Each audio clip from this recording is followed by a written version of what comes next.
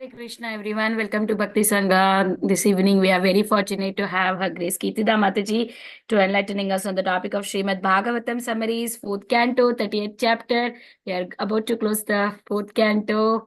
We have one more last chapter to go. Very happy for that. Mataji, over to you, Mataji. Thank you so much for your time. Hare Krishna. Thank you so much, Vanita Gandharvika Mataji, for your omnipresence in all the classes. You are present everywhere. So thank you so much, dear devotees. Thank you for joining us. And so we'll start with our Srimad Bhagavatam summary. We'll offer our prayers, our invocation prayers, and then we'll go with it. Om Ajnanatimirandhasya Jnananjana Shalakaya Chakshurunmilitam Yena Tasmai Shri Guruve Namaha. Shri Chaitanya Manobhishtam Sthapitam Yena Bhutale Swayam Rupa Kadamayam Dadati Swapadantikam Namam Vishnu Padaya Krishna Prasthaya Bhutale Srimate Bhakti Vedanta Swami Niti Namine Namaste Saraswate Deve Gauravani Pracharini Nirvishesha Shunyavadi Paschatya Deshatarine Jai Shri Krishna Chaitanya Prabhu Nityananda Shri Advaita Gadadhar Shivas Adi Gaura Bhakta Vrinda Hare Krishna Krishna Krishna Hare Hare Hare Rama Rama Rama Hare Hare Guruve Gaura Chandraya Radhikaya Tadale Krishnaya Krishna Bhaktaya Tad Bhaktaya Namo Namah Mukam Karoti Vachalam Pangam Langayate Girim Yat Kripahatam Ham Vande Shri Guru Dina Tarinam Paramananda Madhavam Shri Krishna Chaitanya Ishwaram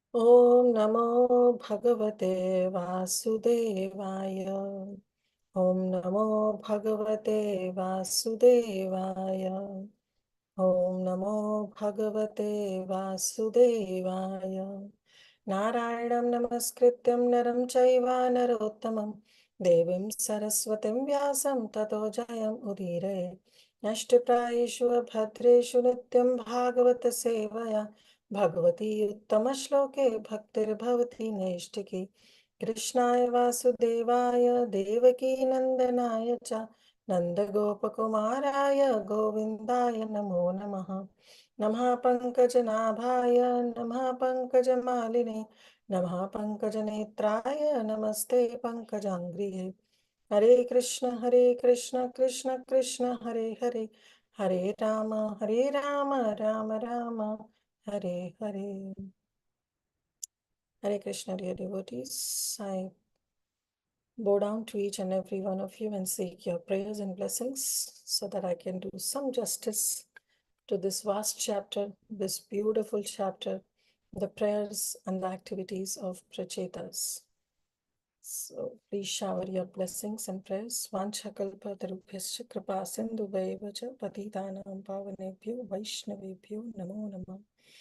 Ananta Koti Vaishnavrinda ki jai, all the assembled Vaishnavas ki jai.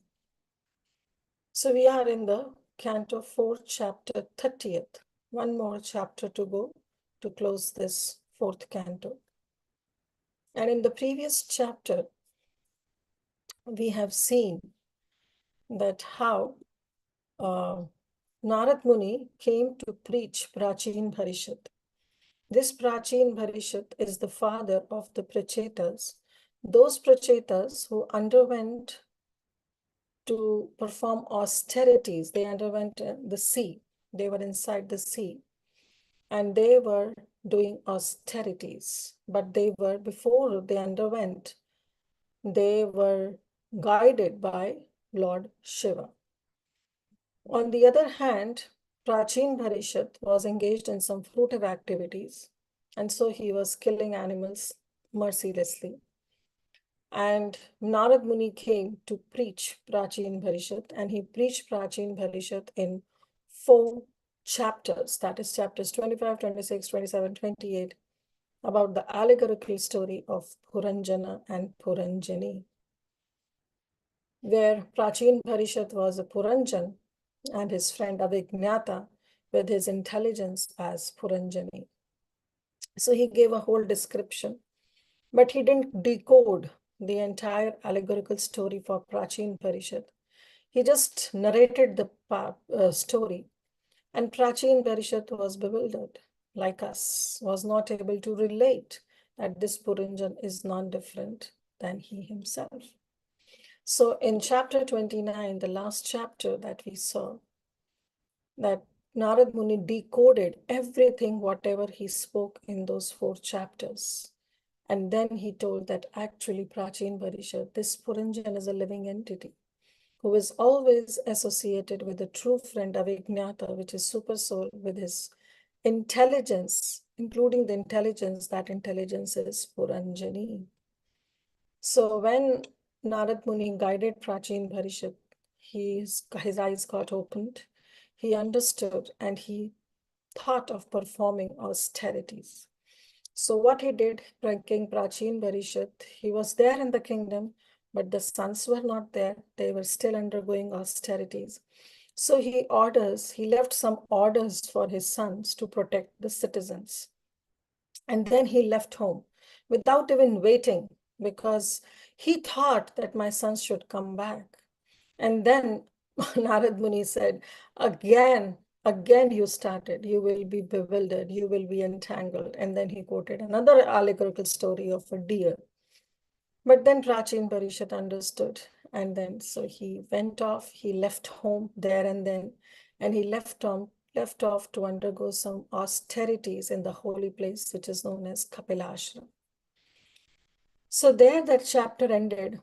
And now in this chapter number 30th, which entitled The Activities of the Prachetas, this chapter starts with the inquiry of Vidura. So I'm not sharing the entire chapter right now, neither I'm sharing the PPT, but I'm expecting that either you can be attentive and you can hear this pastime, this wonderful prayers of Prachetas and their activities, or you can also, in your book or in your Veda base, you can open this chapter 30th, the activities of the Prachetas, because I'll be simply reading the translations. So what happened is, then Vidura, he inquired. So this entire conversation was going on between Vidura and Maitreya. So we have seen that in Srimad Bhagavatam, there are conversations and after conversations. So Vidura and Maitreya are discussing this, and Vidura then asked, okay, so now you have told me about everything about Narad Muni and how he instructed King Prachin Parishad. But remember 4 chapters back, you also quoted about Prachetas, that how they heard Rudragit, they heard the song by Lord Shiva, how they were benedicted by the blessings of the Lord Shiva. So what happened? What happened to them? I want you to come back to the Prachetas pastimes. That what happened to them, because Vidura doesn't want himself to be deviated by hearing the allegorical story. He said, okay, you have told Prachin Parishad left, but then what happened to those Prachetas? What did they achieve? Were they able to come back after performing austerities? So how I should try to understand? You have to kindly tell me.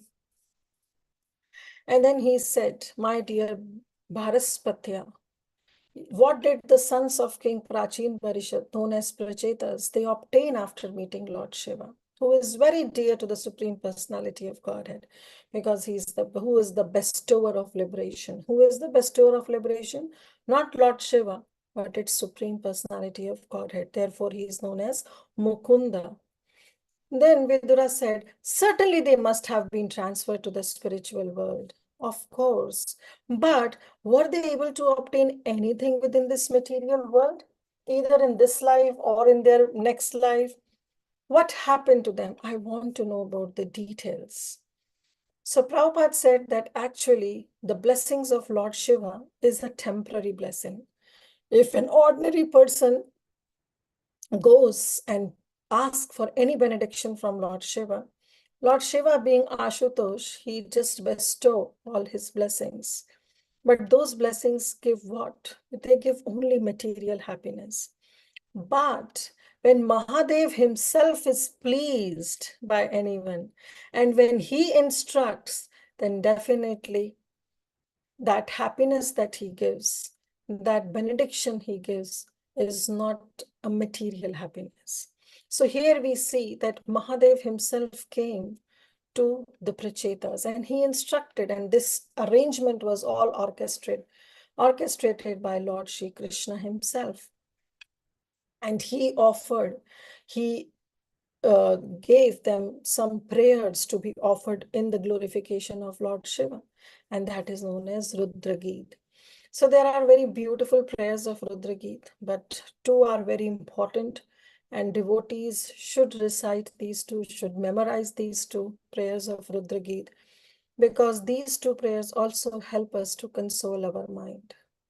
Namo Namo Aniruddhaya ऋषिकेशेन्द्रियात्मने नमः परमहंसाय पूर्णाय निभृतात्मने स्वर्ग अपवर्ग द्वाराय नित्यं शुचि सदे नमः नमो हिरण्यवीराय चातुर्होत्रे तान्तवे. So these are the two out of the entire Rudra Geet, these two prayers. They are very dear to my heart also. So then Maitreya said that, "Oh, sons of King Prachin Bharishat, they are known as Prachetas. They underwent severe austerities within the sea water to carry out the order of their father. By chanting and repeating the mantras that were given by Lord Shiva, they were able to satisfy Lord Vishnu, who is the Supreme Personality of Godhead." So Prabhupada writes that yes, there are n number of ways we can offer our prayers. The Supreme Lord is seated in the heart of every living entity, and he knows what is going on in the heart of living entities. So verbally, he doesn't need our prayers, but still the devotee offer their prayers, their heartfelt prayers, in the mood of attitude of gratitude, because they are very grateful to the Lord. So in that attitude, they offer their prayers. So Prabhupada says, when we offer our heartfelt prayers, it's actually good. But the best is if we repeat the prayers that has been offered by the great devotees, like Lord Shiva, Kunti Devi, Lord Brahma. There are so many prayers. Bhagavatam is full of prayers. So we can memorize few prayers of our own choice, where we can relate to, and then we can offer it to Lord Shri Krishna. So Prabhupada says it's very easy to please the Supreme Lord when we offer the prayers that is pleasing to his devotees. Like Brahma Samhita, the entire Brahma Samhita, if we can memorize, we can offer it. So similarly here, the Rudra Geet that was being offered by Lord Shiva indicates that under the instruction of Lord Shiva, who gave them, Prachetas, these prayers, these Prachetas were able to achieve the spiritual success. So at the end of 10,000 years of severe austerities, which is performed by the Prachetas, the Supreme Personality of Godhead, to reward their austerities, appeared before them in a very pleasing form. And this appealed to the Prachetas and satisfied the labor of their austerities. So finally, after meditation, performing these so severe austerities, when the Prachetas, for they performed this entire austerity for 10,000 years, and the Supreme Lord was very happy. And what was the outcome? The reward was that he personally appeared before them. So this is also very important that Prabhupada says that one can undergo thousands and thousands of years of severe austerities, but if that austerities doesn't end in happy endeavor, then definitely a devotee feels discouraged. But these Prachetas, they were able to see the Supreme Personality of Godhead face to face. And as soon as the one gets the result of their austerities, what happens? The devotee normally forgets how much labor and how much austerity one has performed in coming in contact with the Supreme Personality of Godhead. So all the pains, all the sufferings that we undergo while performing austerities just vanishes if we achieve the outcome of our endeavor. And the outcome of endeavor of any austerity is to get blessings of Lord Shri Krishna, is to see Lord Krishna face to face. And that's what happened. So Prachetas, practically, they forgot all their pains and sufferings that they underwent during these 10,000 years. And so Prabhupada says that similarly in this Kali Yuga, what is the best austerity to perform? The best austerity to perform is to chant Krishna's holy name. Hare Krishna Mahamantra, one should chant. But still, we are so unfortunate that we are not even attracted to chant the Krishna's name. Though Krishna has invested all his energies in this Harinam, is this Hare Krishna Mahamantra, but devotees are so unfortunate that they don't have any attraction to them. And therefore, Chaitanya Mahaprabhu also in Shikshashtakam says, Nam Nam Akari Bahudan Nija Sarva Shakti Tatrarpita Niyamita Smaranena Kala. There is no limit, there is no time bound. You can chant anytime, any place, in any condition. Etadrishi tava kripa bhagavan mamapi durdaivam idrishamihajari nanuraga. This is durdaivam. This is such an unfortunate condition that in spite of knowing the potency of Hare Krishna Mahamantra, we do not have any anurag. We do not have any attachment in chanting the holy name, which is actually the process of this Kali Yuga. So the personality of Godhead, how he appeared, then Maitreya Muni, he narrates to Vidura. He said he appeared on the shoulder of Garuda, seemed like a cloud resting on the summit of the mountain known as Meru. The transcendental body of the Supreme Personality of Godhead was covered by attractive yellow garments, and his neck was decorated with a jewel known as Kaustubhamani. The bodily effulgence of the Lord dissipated all the darkness of the universe, because it was so much effulgence that was coming out from the Supreme Lord's body that the darkness that was prevailing was dissipated. And Prabhupada writes, who is Krishna? Krishna Surya Sama, Maya Haya Andhikar, Jaha Krishna Taha Nahi Maya Radhikar. Krishna is like a sun, and Maya, the material nature, is like darkness. So as soon as the sun rises, the darkness gets dissipated. Similarly, when Krishna rises, means the knowledge rises, then the ignorance is destroyed. Jaha Krishna, wherever there is Krishna, wherever there is sun, wherever there is knowledge, Maya nahi adhikar, there is no adhikar of Maya. She just leaves that place. It's just like when the light lights up, there is no place for the darkness. When the knowledge is there, ignorance gets dissipated. So similarly, when Krishna came riding on the back of Garuda, then all the darkness was mitigated. And then how he was very beautiful. His head was decorated with a shining helmet and golden ornaments. The helmet was dazzling and very, very beautifully situated on his head. The Lord had 8 arms. So normally we see when the Lord appears, and also when the Lord is there as Paramatma in the heart, he is normally 4-handed, holding Chakra, Gada, Padma. What is that? Holding the 4 things, right? Conch shell, Chakra, Gada, Padma, and mace, that is club. He holds this conch shell, disc, club, and then lotus flower. But this time, when the Lord appeared before the Prachetas, he appeared in 8 arms, and each arm held a particular kind of a weapon.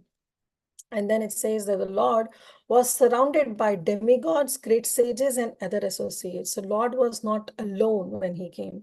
He was with all his entourage. And these were all engaged in his service. And Garuda, the carrier of the Lord, glorified the Lord with the Vedic hymns by flapping his wings. So Garuda appeared to be an inhabitant of the planet known as Kinnaraloka.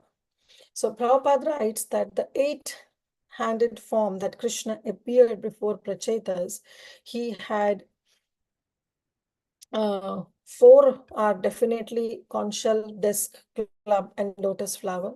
But the rest extra 4 hands, they held a bow, arrow, trident, and snake. So this is how the Lord was equipped with the 8 weapons in his 8 arms.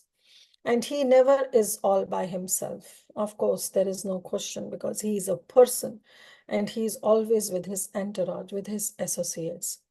And then Prabhupada writes that even Garuda, he was flapping his wings, and it was like the Vedic hymns in glorification of the Supreme Lord.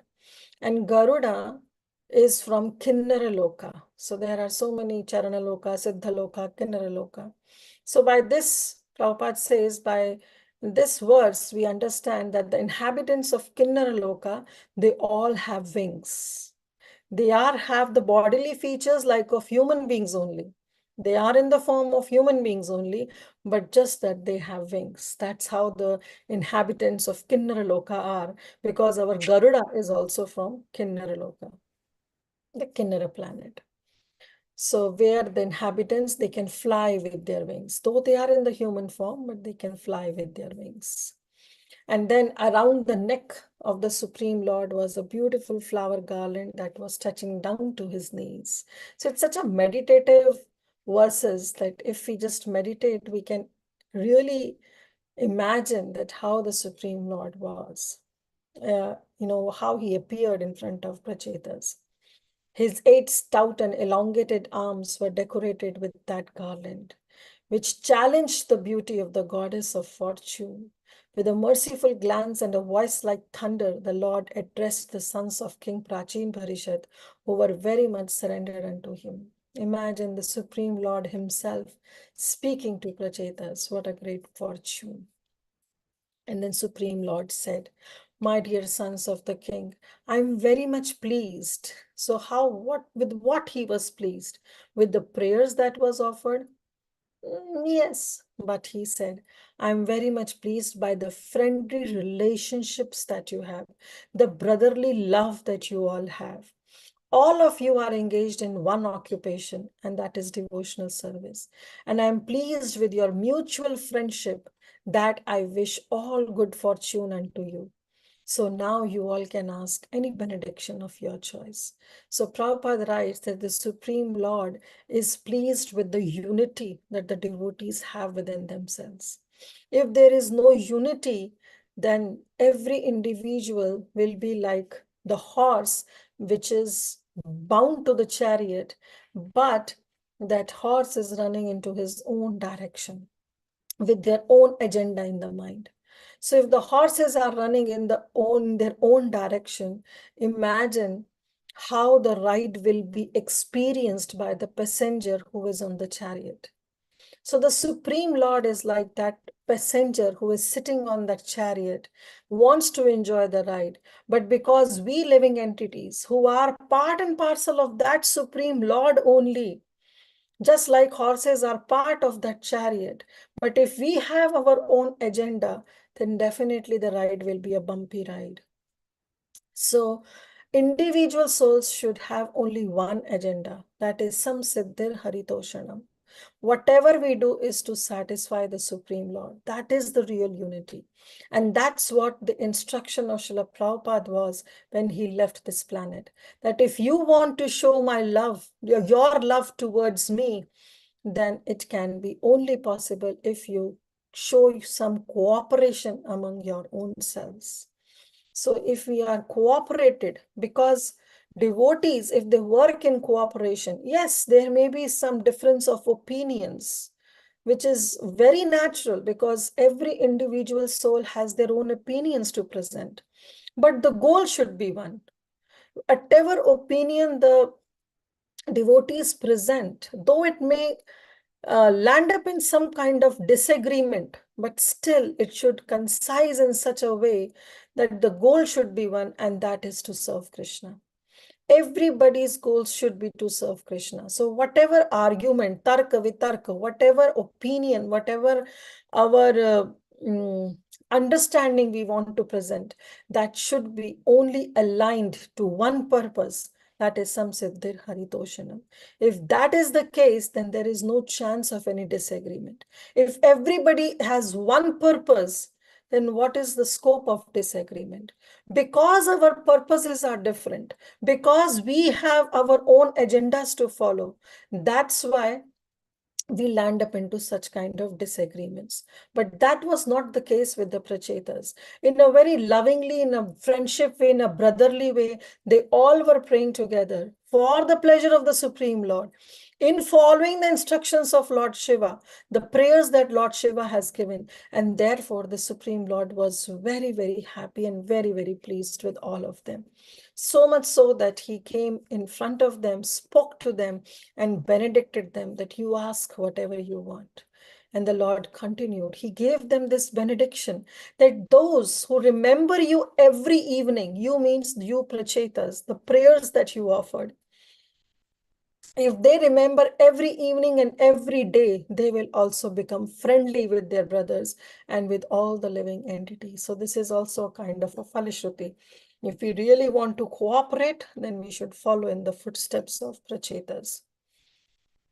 And then the Lord says, those who will offer me the prayers, the Rudra Geet, the prayers that is being composed by Lord Shiva, both in the morning and the evening, will be given benediction by me.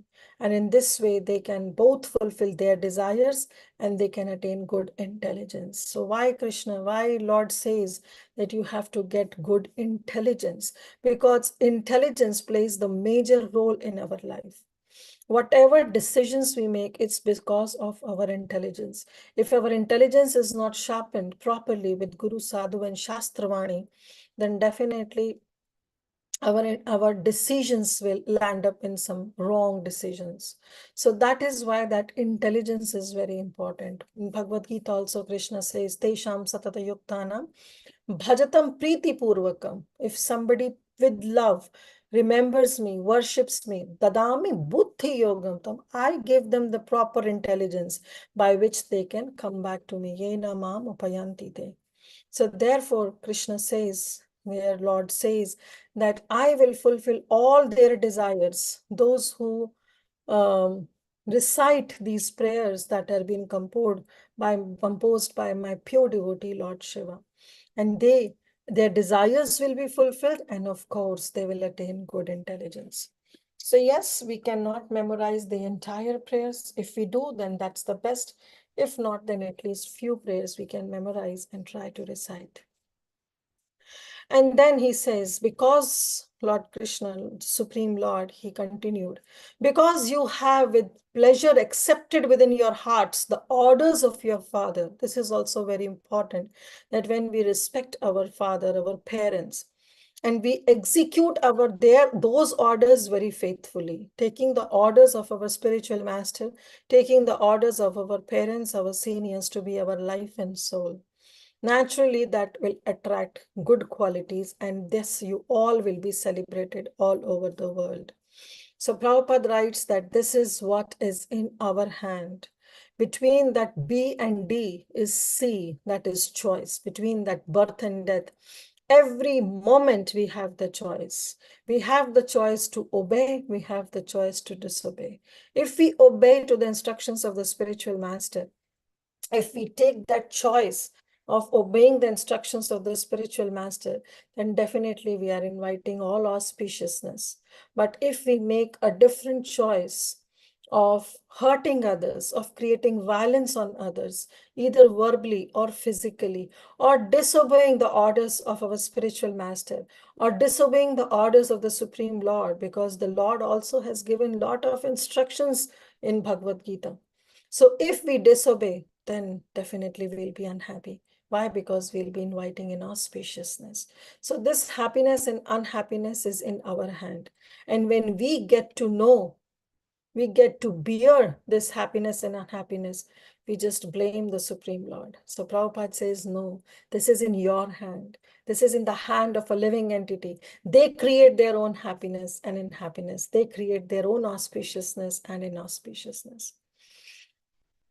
Then they continued, Lord Krishna, he gave benediction. He said, you all will have a nice son. You will be no way inferior to Lord Brahma. Your position will be, the son that you will achieve, his position will be no way inferior to Lord Brahma. And he will be very famous all over the universe. And he will be the one who will fill this entire 3 planetary systems with sons and grandsons. So Chanakya Pandit, he writes that if there is a good tree within a garden or forest, then definitely its flowers will fill the forest with their fragrance. Similarly, a good son within a family makes the whole family glorious all over the world. And that's why even Prahlad Maharaj was given this benediction that 21 generations will be liberated. So then he explains, Krishna himself explains, the Supreme Lord himself explains that he says that, O sons of King Prachin Bharishit, O Prachetas, there is one society, heavenly society girl named Pramalocha. She has kept her daughter in the care of the forest trees. So Pramalocha was an Apsara who was sent by Indra to break the austerity that was done by one of the sage known as Kandu. So Kandu and Pramalocha, they both got united, and because of which one girl was born. Her name is Marisha. So she is the lotus-eyed daughter. So Krishna himself is glorifying that she is very, very beautiful. And so much so that now he says that you all have to go and marry her. So Pramalocha, she actually, after giving birth to this girl, she returned to the heavenly planets, and she told the trees to take care of this newborn child.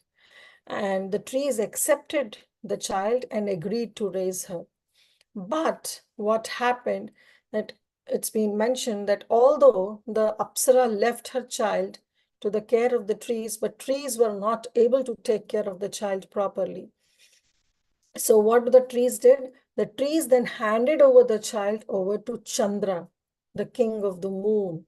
And how he raised up, that the moon then put his finger, the moon god, Chandra, he put his finger within the mouth of the child to satisfy her hunger.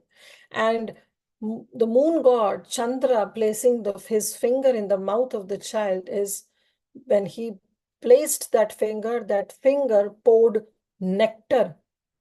So the child was able to satisfy her hunger. So yes, the trees were taking care, but ultimately the moon god, Chandra, was taking care of the child. He took care. So then Krishna says, since all of you are very much obedient to my orders, I ask you, so you go now and immediately get married to that girl who is so qualified with beauty and good qualities.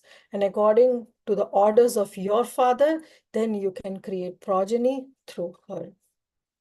So this way, the Prachetas were instructed by the Supreme Lord.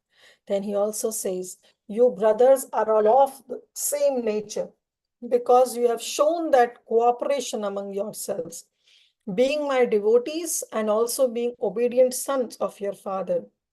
Similarly, that girl, Marisha, is also of the same type, and she is also dedicated to all of you. Thus, both the girl and you, the sons of Prachin Bharisha, they all are on the same platform.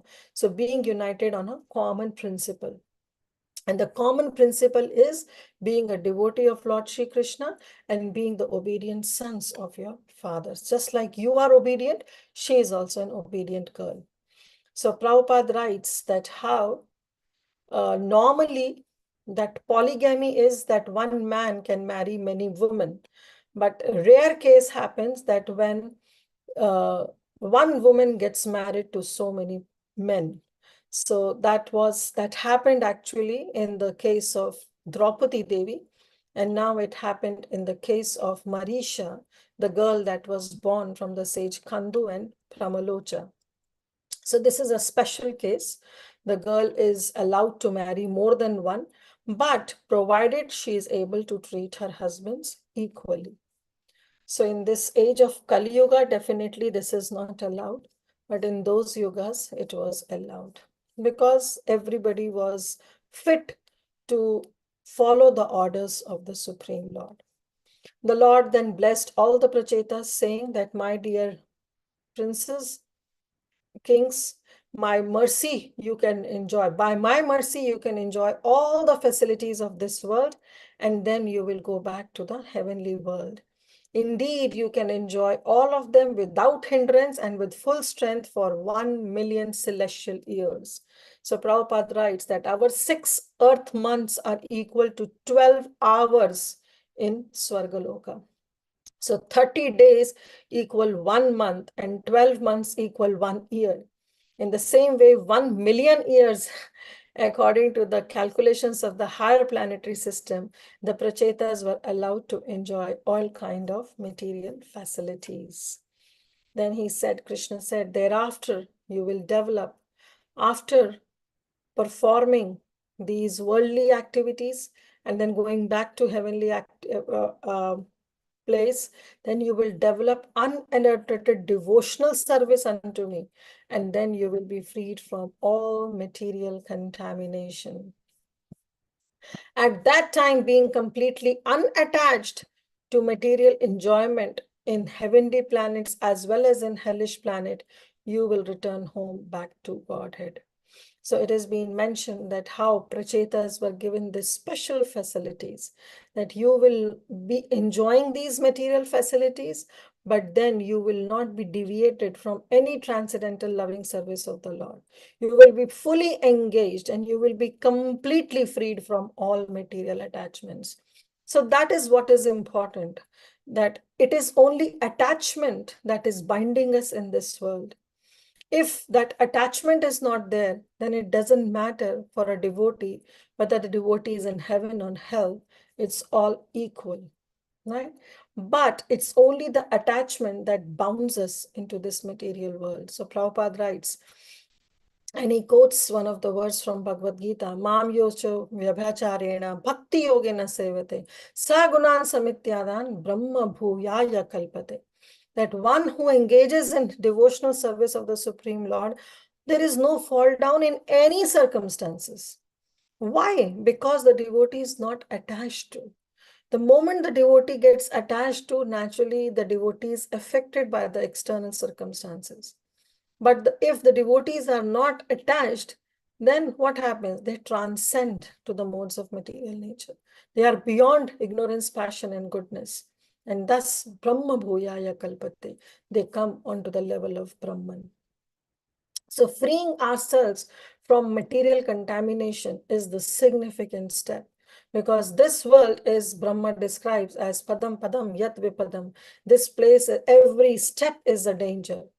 But we feel that danger, we feel that fear, we have that anxiety only because of our attachment.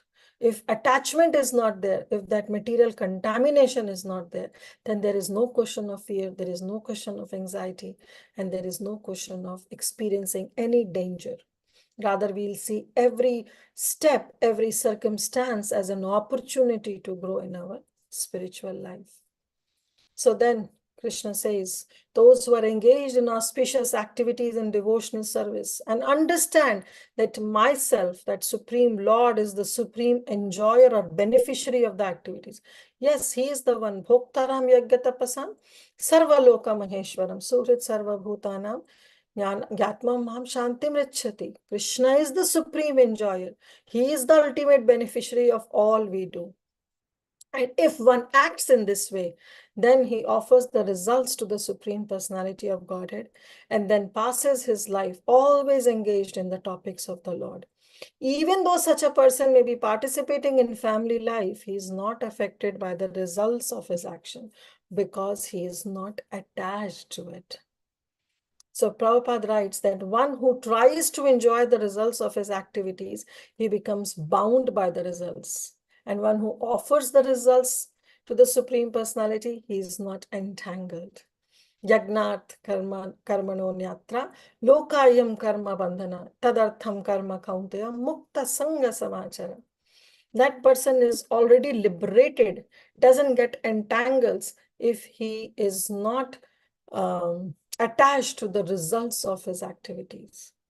The profits. If he gives all to Krishna, then let Krishna's handle. Whether it's a loss or profit, it's Krishna's. If we see in that way, then Brahma Bhuyaya Kalpate. Then we attain Mukta Sangha. We are already Mukta. So that is what he explains. Then Krishna says that always engaging in the activities of devotional service, devotees feel ever increasingly fresh and new in all of their activities. So navam, that new experience one gets when one engages oneself in devotional service. Because the super soul within the heart of the devotee makes everything increasingly fresh. And this is known as the Brahman position by the advocates of the absolute truth. So if we want to achieve that Brahma Bhuta situation, Brahma Bhuta Prasannatma, then we have to engage ourselves in devotional service, and Krishna will make sure that every time we perform devotional service, it is ever fresh in our heart. Moving forward, then after instructing this way, the Supreme Lord, he left. And then Maitreya Muni, he continued. He said, after the personality of Godhead, he spoke thus, the Prachetas began to offer him prayers. So no, I'm sorry, he didn't left, right? But he stopped speaking. But now the Prachetas, they were overwhelmed with all these benedictions. So they started offering their prayers. So now from this verse, 22nd verse onwards, the prayers of the Prachetas start, and it goes almost to the end of the chapter till 40 or 40. So there are 23 prayers that is being mentioned. So the Prachetas, very, very beautiful prayers. But I know Srimad Bhagavatam is full of prayers. So the main theme of Srimad Bhagavatam is actually prayers. So we should not skip these prayers. Rather, we should contemplate deeply on these prayers, and whatever prayers we are able to relate to, we should try to memorize those prayers and offer it to our deities, offer it to our lordships. So the Prachetas, they spoke as follows. They started their prayers. Dear Lord, you relieve all kinds of material distress. Your magnanimous transcendental qualities and holy name, they are all auspicious. The Supreme Lord is non-different from his holy name. Right? This conclusion is already settled. You can go faster than the speed of mind and words, and you cannot be perceived by material senses. When the Supreme Lord is not perceived by the material senses, he is given the name as Adhukshara. So we therefore offer our respectful obeisances again and again. So Prabhupada writes that how it starts, Sevan Mukhe Jivado Swameva Spurtiyada, that when a devotee engages in devotional service, engages his senses favorably in devotional service, then it's causeless mercy of the Supreme Lord comes in picture, where he himself reveals to the devotee. So it's the Lord himself who reveals. It's not that devotee does something because of which he is able to understand the scriptures or understand the conclusion of the Supreme Lord. It's the Supreme Lord who reveals. Because what they are saying, dear Lord, you relieve all kinds of material distress, and your magnanimous transcendental qualities means your qualities, your gunas and your name. Nama Rupa Guna Leela. They are all auspicious, and the conclusion is already settled. So this realization that Krishna's Nama Rupa Guna Leela are all on the same platform is because the Lord bestowed his mercy on Prachetas, where they can reach to this conclusion that they all are auspicious and they all are on absolute level. So this is possible when the Lord bestow his mercy. So then they said, dear Lord, we beg to offer our obeisances unto you. When the mind is fixed upon you, the world of duality, although a place for material enjoyment, appears meaningless. So this world is full of dualities. But when we know that there is a higher purpose to it, there is a higher gain to it, then these dualities looks very meaningless. They are very insignificant. A pure devotee mind is always engaged in the service of the Lord and they can certainly appreciate the impermanence of this material world. They know that this world is not worth living. Why? Because their mind is always fixed on the lotus feet of the Supreme Lord. And then the Prachetas prays, Namo Vishuddhaya Sattvaya Hare Hari Medase Vasudevaya Krishnaya Prabhave Sarva Sattvatam. that, dear Lord, we are offering our obeisances unto you because your existence is completely independent of all material influences. You live everywhere as Paramatma. Therefore, you are known as Vasudev. You also accept Vasudev as your father, and you are celebrated by the name Krishna. So they are saying Vasudevaya Krishnaya. So they reveal this, and you are so kind that you always increase the influence of all kinds of devotees. So yes, the Lord is very much interested in increasing the influence of his devotees. Therefore, he is described here as Prabhave Sarva Sattvatam. The Sattvata community is actually the community of Vaishnavas.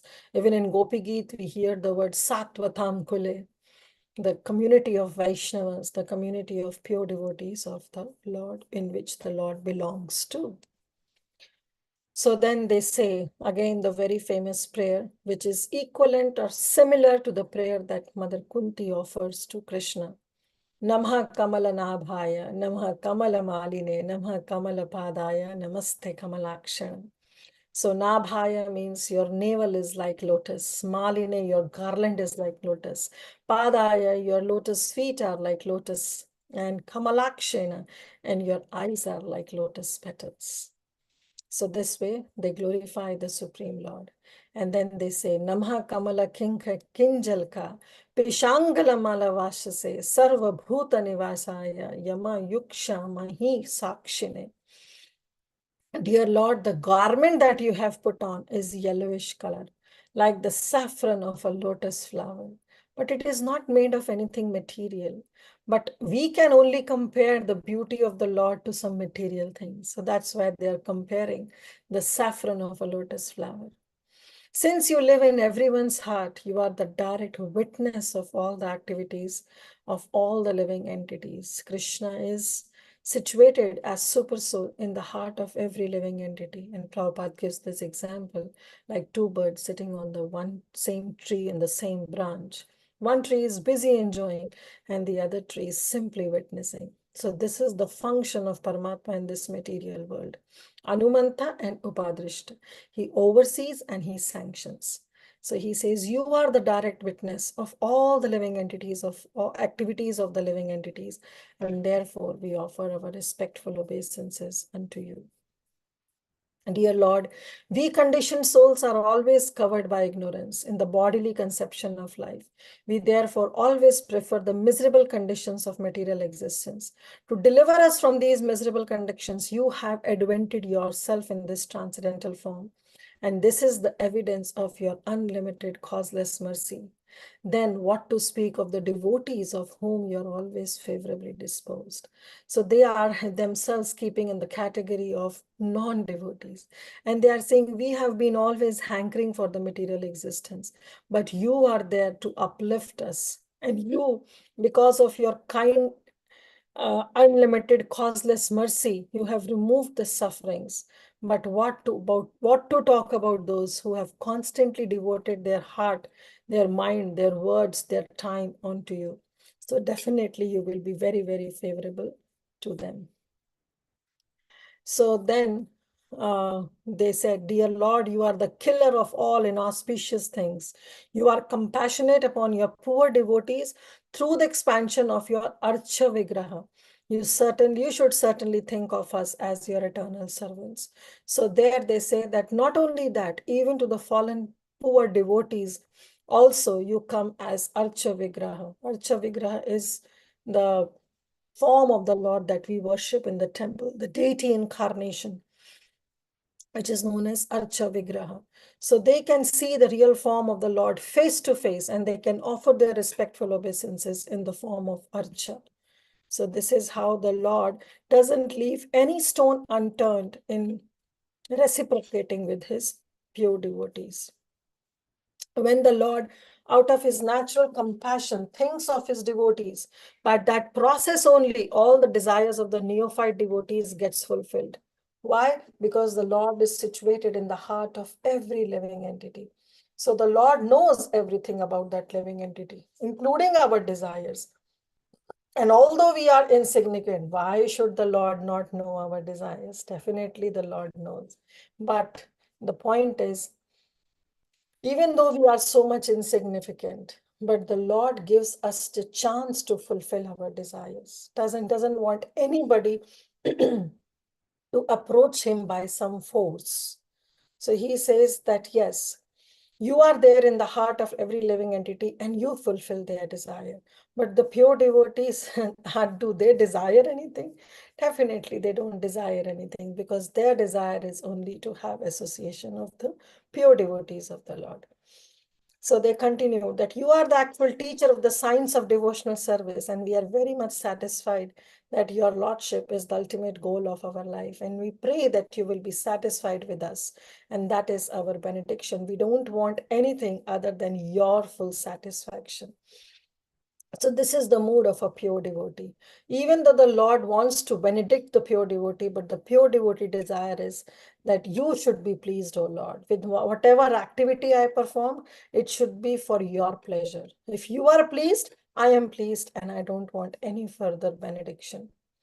So then he says, the Pracheta says, we therefore pray for your benediction, because you are the supreme, beyond all transcendence, and because there is no end to your opulence, you are celebrated by the name Ananta.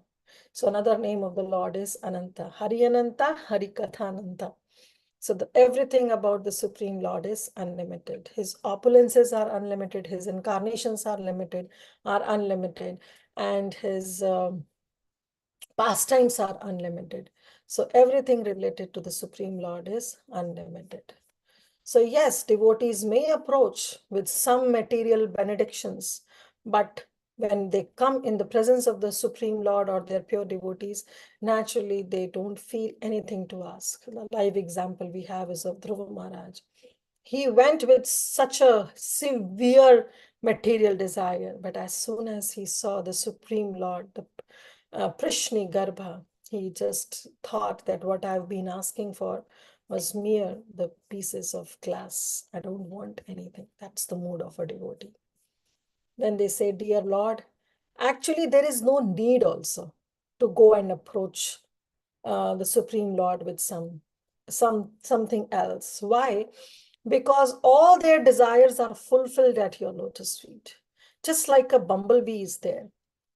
The bumblebee goes from flower to flower, because with one flower, the bumblebee is not happy with the nectar that the bumblebee has sucked from that flower.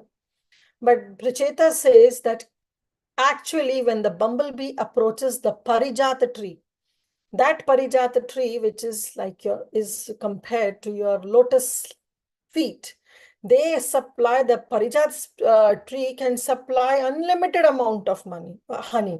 So what is the need for a bumblebee to go to another tree?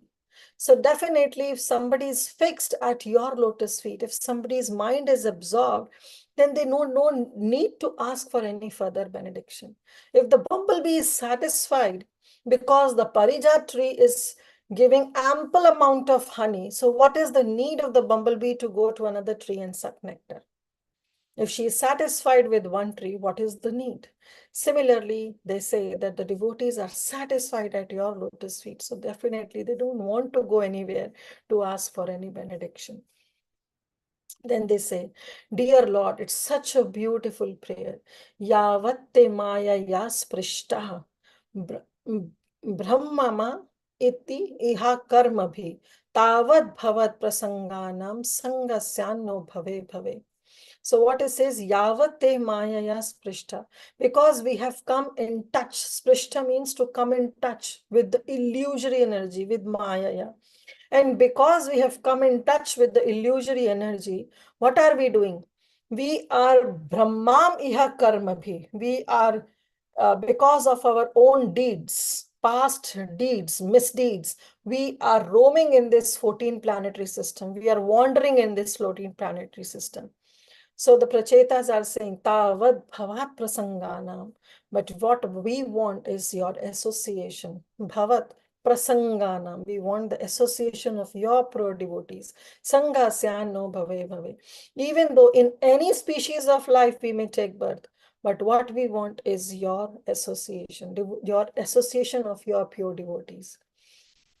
We pray, they say, that in this material world, due to our material contamination, We are wandering from one type of body to another. We are taking shelter of one womb to another womb, from one planet to another. But we pray that we may associate with those who are engaged in discussing your pastimes, no matter in whichever womb we enter.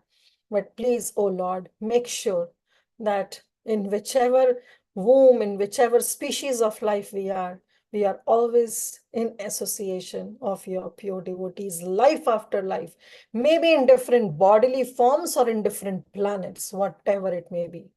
So Bhaktivinoda Thakur also in his famous bhajan, Manas Deho Geho Jo Ke Chomor, he writes, Janmao bhi moy ichha jadi tor bhakta griha jani janma hoy more. So Bhaktivinoda Thakur is saying, Oh Krishna, janmao bhi moy ichha jadi tor. If you really want that I should take birth in this material existence, then you please make sure that I take birth in the house of a bhakta, in the house of a devotee. Then he says, Kita janma hoy jatha tu adas bahir mukha brahma janma nahi aas. Bhaktivinoda Thakur says, I'm okay to take the body of a kit, of an insect, but that insect should be your devotee. I don't want to take the form of a Brahma. I don't want to become Brahma because with his four faces, he is amuk to you. He is not, he is vimuk to you. He is not turning his face towards you. So I don't want that Brahma who is Bahirmukha. But I'm okay to have the body of a kita, of an insect, provided I am at your lotus feet, provided I am at the house of your devotee. So this is how the devotee prayers. Even Chaitanya Mahaprabhu also says, Sthane sthita shruti gatam tanu van manobi. That one may be in any position or according to one's destiny, but in any case, one must continue to hear about the activities and pastimes of the Supreme Lord, regardless of any circumstances. So this is what, because wherever the pure devotees discuss, that place becomes Vaikuntha. Now we all are here assembled in the call. How, if we are really paying attention to Srimad Bhagavatam, how many of us will remember, okay, what suffering I am undergoing or what's happening to me? We are so much absorbed in Krishna Katha that at least for that moment, we forget the externals. And this is what is, the devotee doesn't need to pray to get transferred to a separate Vaikuntha world. The devotee prays always to be in the association of devotees, because in association of devotees, when we discuss Krishna Katha, that place itself becomes Vaikuntha, which is free of miseries.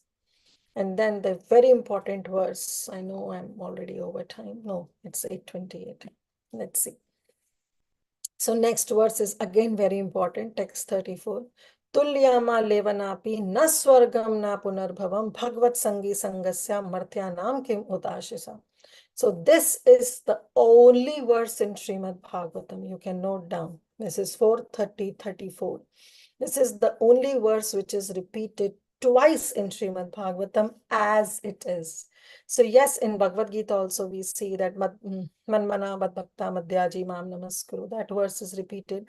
But the second line gets, third and fourth line gets little bit changed in the 9th chapter and the 18th chapter. But this verse appears as it is. It also appeared in the first canto of Srimad Bhagavatam, which is chapter 18, where the same verse was spoken by the sages of Naimisharanya to Suta Goswami, because they were so eager to hear Krishna Katha that they expressed their desire that a moment of a pure association of a pure devotee cannot be compared to any kind of heavenly planets. Tulyama levanapi na swargam na punarbhavam. Then what it is needed? Bhagvat sangi sangasya. Only the association of the pure devotees is what is needed, which is the highest benedictions. Martyanam kim utashesha. What else one can benediction, one can ask for benedictions, especially a person who is destined to die. And we all are mortal beings. Every day we are dying, every moment we are dying. We don't know whether we will wake up early in the morning tomorrow or not. or death can come any time to embrace us. So what the devotee wants is to always be in the association of devotees. It's a very important verse. It appears twice in Srimad Bhagavatam as it is the same verse. Then the Prachetas continue that wherever the pure topics of the transcendental world are discussed, naturally the members of the forget the all kinds of material hankerings, at least for that moment. At least for that moment, there is no suffering, there is no anxiety, and there is no fear. Why? Because the Supreme Lord is present. Prabhupada writes, Naham tishtami vaikunte yoginam hridayeshu va tratta tishtami narada yatra gayanti madbhakta. Where Krishna says to Narad Muni that actually I'm not present in my abode or Vaikuntha, nor do I reside in the heart of the yogis. Then Narada says, Oh Krishna, where do you reside? Then he says, I reside in the place where my devotees chant and discuss my form, my pastimes, and my qualities. Then the Pracheta says that Supreme Lord Narayan is present among devotees who are engaged in hearing and chanting the holy name. And that Narayan is the ultimate goal of life. And he is worshipped in Kali Yuga through the Sankirtan movement. Indeed, they recite the holy name again and again. So we have to be Narayan Parayana. Yes, devotees, we see Krishna Parayana, Vasudev Parayana, so we have to be Narayan Parayana. If we are Bhoga Ichha Parayana, then definitely we are entangled in this world. So without Narayana or Sankirtan Yajna, there cannot be peace in this world. So then they continued, your personal devotees, dear Lord, wander all over to purify even the holy places of pilgrimage. It is not such activity pleasing to those who are actually afraid of material existence. Of course, it is pleasing even to those. Why? Because Prabhupada mentions that actually there are two kinds of devotees, Goshtanandi and Bhajananandi. Goshtanandis, Bhajananandis are those who just do their Nirjan Bhajan. They remain at one place. They are always engaged in the devotional service of the Lord, but they stay at one place. But there are some acharyas who move out for some preaching work, and they are known as Goshtanandis because their mood is to increase the number of devotees in the entire world. And that's what our Srila Prabhupada did. He traveled all over the world to purify the world and to purify the people who are residing in this world. And in the same line, Sri Chaitanya Mahaprabhu also advised each and every one of us, Prithvivete achayata nagaradigram sarvatra prachar hoibe moranam.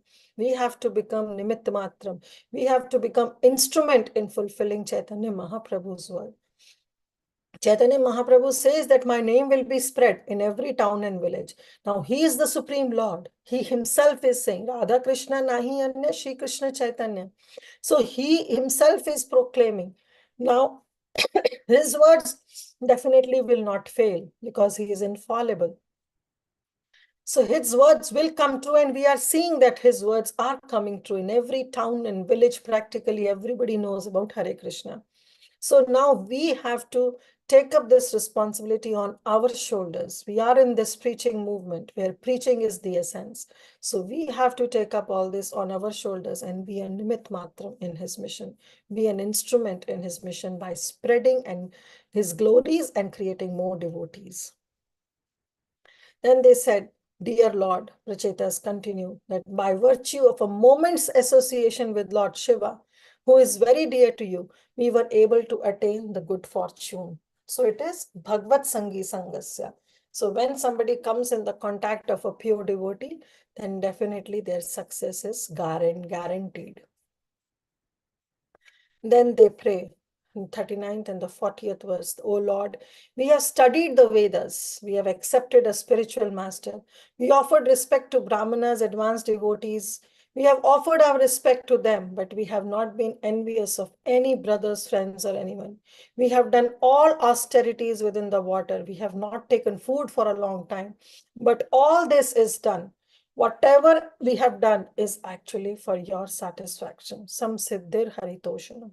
Krishna also says, if you cannot be so pure-hearted devotee, then yat karoshi, yad ajnashi, yat juhoshi dadashitat, yat tapasvasi kauntaya, tat kurushva madarpanam. Just everything do arpan to me, offer everything to me.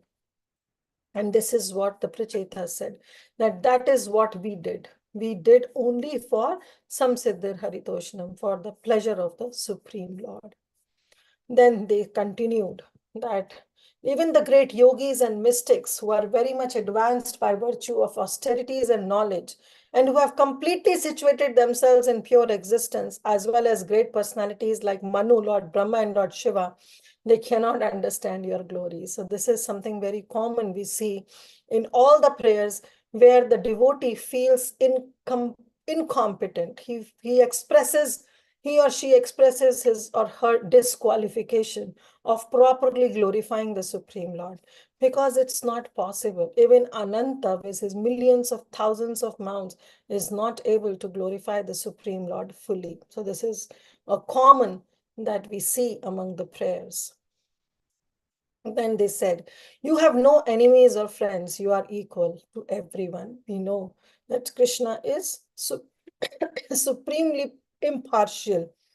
He is not contaminated by any sinful activities, but still being impartial, he still have that soft corner towards his devotees.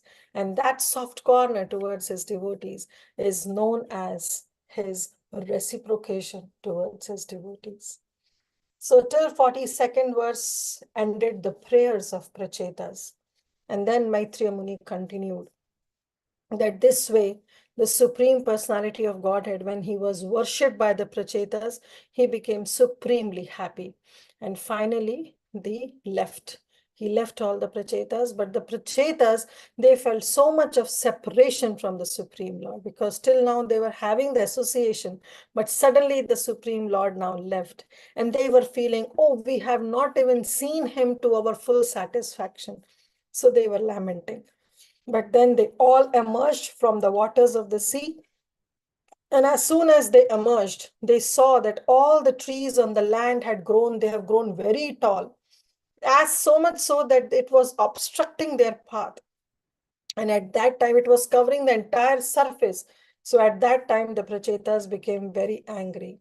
And he says, Maitreya Muni says to Vidura, that just like Lord Shiva emits fire from his mouth at the time of devastation. So devastation or annihilation happens various ways, sometimes through fire, sometimes there is water flooded. So he says that sometimes when Lord Shiva emanates fire from his mouth out of anger, similarly, these prachetas were also emitting fire and air from their mouth, because they want to destroy all these trees, because these trees were obstructing their path. But after seeing this, that all the trees on the surface are being turned into ashes, immediately Lord Brahma appeared on the scene, and he pacified all of them, all the Prachetas. He said the remaining trees, being very much afraid of the Prachetas, they immediately delivered their daughter, Marisha, at the advice of Lord Brahma. So Lord Brahma became the medium. He intervened and he stopped the Prachetas to burn further. And he told all the trees, rest of the trees, to please hand over your daughter to these Prachetas, which was already being destined by the Supreme Lord. And the girl name was Marisha. So following the orders of Lord Brahma, all the Prachetas accepted the girl as their wife. And from the womb of that girl, the son of Lord Brahma named Daksha took birth. So Daksha had already taken birth, but now he took birth from the womb of Marisha due to his disobeying and disrespecting Lord Mahadev. So we know that first Daksha came as the son of Lord Brahma, as his Manas Putra. But when he offended Lord Shiva, he again took birth from the womb of Marisha, and now he progenited filled this entire world with the progeny. So his previous body had been destroyed, but he is the same Daksha. So Maitreya Muni is telling to Vidura that don't think there are two Dakshas. This is the same Daksha that is again coming as the son of Marisha and the Prachetas. And inspired by the supreme will, he created all the desired living entities. And now this is the fourth Manmantra, which is the Chakshusha Manmantra. And the last verse, they mention that after being born, Daksha, by the super excellence of his bodily luster, covered all the others' bodily opulence. Because he was very expert in performing fruitive activity, he was called by the name Daksha. Daksha meaning the very expert. And Lord Brahma therefore engaged this Daksha in the work of generating living entities and maintaining them. And in due course of time, Daksha also engaged other Prajapatis, progenitors, in the process of generation and maintenance. So thus ends the Bhaktivedanta purports of the 4th canto, 13th chapter. 30th chapter, of the Srimad Bhagavatam, which is entitled The Activities of the Prachetas. So thank you all so much. I know I took 10 minutes extra, but this chapter was so beautiful and there were so many beautiful prayers that were being offered by Prachetas. So please excuse me for that. So we'll stop here. Thank you all so much. Srimad Bhagavatam, Granth Raj Srimad Bhagavatam ki jai. Srila Prabhupada ki jai. All the assembled Vaishnavas ki jai. So we can take up few questions, comments, or any corrections are there. Otherwise, we can end the call. I'll do it, whatever you. Hare Krishna Mataji, Dhanvat Pranam, all glories to Srila Prabhupada. Thank you so much, Mataji, for a very beautiful summary, taking out with all the prayers and explaining the importance of the verse that is spoken 2 times in Bhagavatam, in the first canto and this canto. That is 34th verse, right, Mataji? Yes, 34th verse. And in Yeah, 34th. chapter, it appears, canto 1, chapter 18, I think so. It's verse 13 or 14, I don't remember. Okay. Canto 1, chapter 8. 18.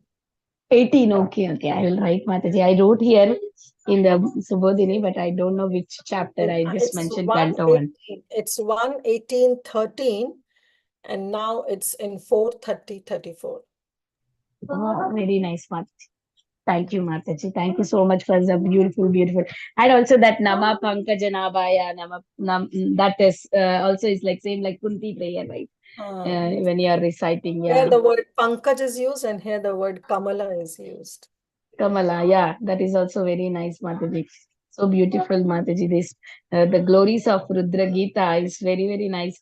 When you recite, they have so much of benefits.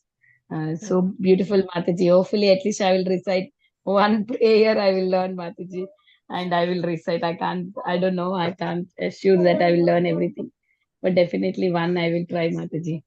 With your blessings. Thank you so much for such a beautiful class. Thank you. Krishna Kirtida Mataji, thank you so much. Very beautiful flow. It was very nice to capture all the prayers together at one shot. Thank you so much for the very nice class and beautiful explanations. And very nice about Namo Aniruddhaya, that intelligence, purifying that verse was also interesting. Thank you so much, Mataji, for everything. Hare Krishna. Thank you, Mataji. Thank you so much. Hare Krishna, Mataji. Thank you so much for wonderful class, Mataji. Nice That's prayers. Your appreciation for prayers was coming out in the class. Thank you, Mataji, for sharing that. You shared something about Rudra Gita. There are two important verses you mentioned, Mataji. I did not know about them. Which verses are those? And if you so desire, you can share something about them, Mataji. Yeah, actually, these verses are very dear to my heart because my mentor trained us with these prayers, reciting these prayers. And he says that this is actually the prayers to Lord Aniruddha. So when Lord Shiva recited this Rudra Geet, he shared these prayers. And Aniruddha, he says, is the controlling deity of mind. So how important it is that we have to control our mind while chanting Hare Krishna Mahamantra. So he always instructed us that whenever we chant, whenever we sit down and we chant Krishna's holy name, we should try to chant these prayers. It's Namo Namo Niruddhaya, Rishikeshendriyatmane, Namha Paramhamsaya, Purnaya Nibritatmane, Swarga Pavarga Dwaraya, Nityam Shuchi Sade Nama, Namo Hiranyaya Viraya, Chaturhotraya Tantave. So I think so, if I'm not wrong, this is from chapter, it's canto 4 only, but it's chapter number. Chapter number is 24, I know, Mataji, but verses No, I don't know. chapter, yeah, Rudra Geet is in which chapter? 24. 24. Yes, Yeah, Mataji. chanting the song sung by Lord Shiva. I think so. It's 34 or 35. Let me check. I'm also opening. Okay, Mataji. So it's 30. Yeah, 36. 36. Okay. So 4, 24, 36. Namo Namo Niruddhaya.